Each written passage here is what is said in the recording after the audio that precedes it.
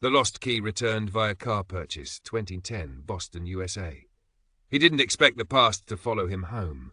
But on a grey November afternoon in Boston, that's exactly what happened, hidden inside the glove box of a second-hand car he'd bought only hours earlier. Danny Walsh had never been sentimental about objects, except one, a small brass house key worn smooth at the edges, the last thing his father ever gave him before passing away. When Danny lost it during a chaotic apartment move 2 years earlier, he felt as if he'd misplaced a piece of his father himself. He told no one how much it bothered him. He just learned to live with the quiet ache of something missing. So when he stepped into the used car lot that day, cold wind biting through his jacket, the city humming faintly behind him, he thought he was just upgrading from a dying Honda to anything that would survive a Boston winter. The dealership felt ordinary. Fluorescent lights, the smell of old rubber, a salesman talking way too fast. Danny chose a modest Navy sedan, signed the papers and drove off, grateful to finally own something reliable.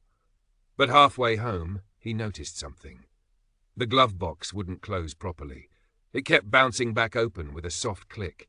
Annoyed, he pulled over on a quiet street lined with bare maple trees and reached inside to clear out whatever was jamming it.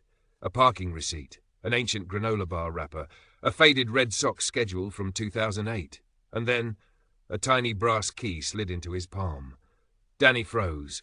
The cold air outside suddenly felt warmer than the rush of heat flooding his chest.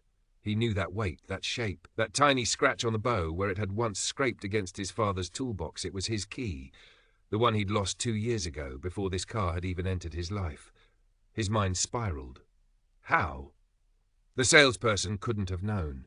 His old apartments were across the city. He'd checked every pocket, every box, every drawer. The key had simply vanished, and now here it was, sitting in a stranger's glove box in a car he randomly chose on a random afternoon. Or maybe not so random. Danny leaned back, breath trembling. In the quiet of that empty street, he felt something he hadn't felt in years.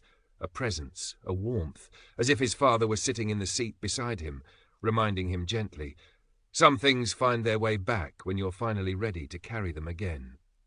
He closed his fist around the key. For the first time since losing it, the ache in his chest eased, not because he'd found an object, but because life had returned a memory he wasn't finished holding. And sometimes that's enough to change the road ahead. If you enjoyed this story, please like, share, and subscribe to help the channel grow.